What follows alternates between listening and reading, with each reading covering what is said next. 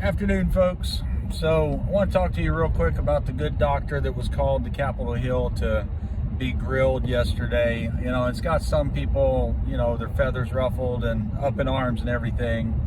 So, you know, three things, all right? Number one, he's already been pardoned, all right? He and a lot of other people have been pardoned already. Before the last president left office, they were pardoned. And what did that show?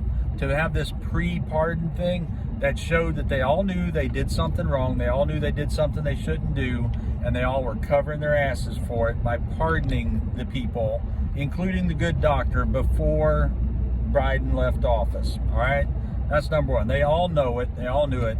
Number two, these people on Capitol Hill that are calling them to testify and grill them and this and that, they knew too.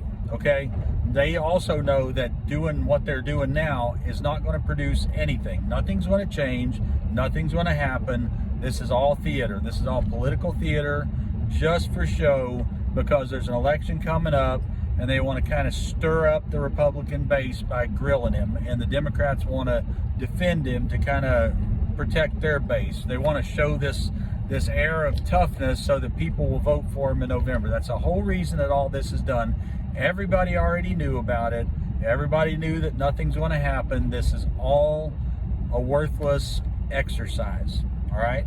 And number three, those of us in healthcare, not all of us, but the majority of us, you know, by at least midway through the COVID crisis, we all knew what the deal was. We all knew what was up. I started to question this by the end of 2020. I started to think, maybe this is not exactly accurate, like what we're being told, not everything, and I still maintain the only thing about COVID that was true is that it's a virus and it kills people, and it did kill people, and it was a virus, and it does suck, all right? As an ER nurse, I've had COVID at least 6 times since 2020, all right? And it does suck every single time. But we knew by the end of 2021 who was at high risk, who was likely to not do well with it.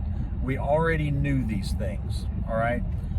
So all the, I got to add here, now a lot of your physicians are trained to look at data, to see the results of data and follow what the data says, all right?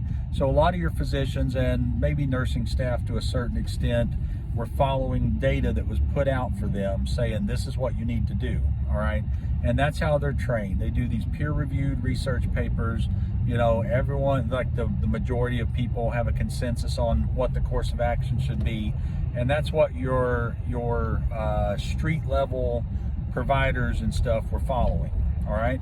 But the people higher up, they knew from the get-go that most of this was bullshit. They lied to you about where it came from. They lied to you about gain-of-function research. They lied to you about the masks being as necessary as they are. They lied to you about the vaccine being effective. They lied to you about everything except the fact that it's a virus and that it kills people. And all this that you see right now is going nowhere fast. This is all just crap to get you stirred up so you'll vote for them in November. Guys, tell me what you think about this. Take care of yourselves. God bless you. Hope you're having a good afternoon.